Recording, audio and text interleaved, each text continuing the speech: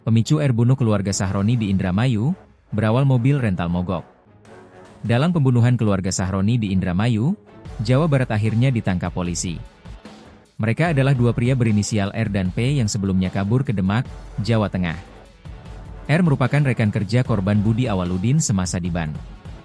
Ia tega menghabisi Haji Sahroni sekeluarga dengan keji. Tak hanya itu, pelaku juga membawa barang berharga korban seperti kendaraan, perhiasan hingga uang tunai. Direktorat Reserse Kriminal Umum, Kombes Ade Sapari, menjelaskan, motif dibalik aksi keji ini karena dendam. Kejadian dipicu sakit hati pelaku berinisial R terhadap salah satu korban, Budi Awaludin karena persoalan uang sewa mobil senilai Rp750.000.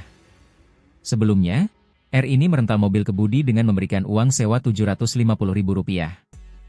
Namun, saat akan mengambil mobil yang disewa, kendaraan itu ternyata mogok. Saat itu R meminta uangnya kembali, tapi Budi menolaknya. Korban Budi menolak dengan alasan uangnya telah dipakai untuk belanja sembako, terangnya dalam jumpa pers pada Selasa, 9 September 2025. Merasa kesal, R kemudian merencanakan pembunuhan itu.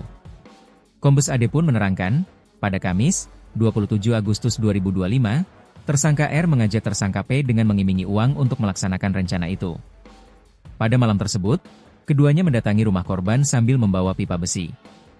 Sekitar pukul 23 WIB, tersangka R memukul kepala Budi hingga tewas lalu menghabisi korban lain, sedangkan tersangka P menenggelamkan bayi, 8 bulan, inisial B, ujarnya.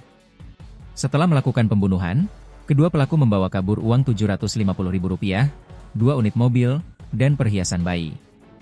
Kasat Reskrim Polres Indramayu, AKP Muhammad Arwin Bacar, menambahkan bahwa kelima korban dikubur dalam satu lubang berukuran 1,5 x 4 meter dengan kedalaman 2 meter.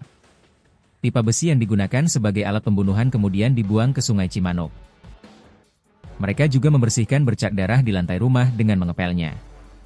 Atas perbuatan itu, polisi menjerat pelaku dengan pasal pembunuhan berencana yakni pasal 340 KUHP dengan ancaman pidana mati, pidana seumur hidup, atau pidana penjara paling lama 20 tahun, serta pasal 76C Jo pasal 80 ayat 3 UU nomor 35 tahun 2014 tentang perlindungan anak dengan ancaman hukuman pidana penjara 15 tahun.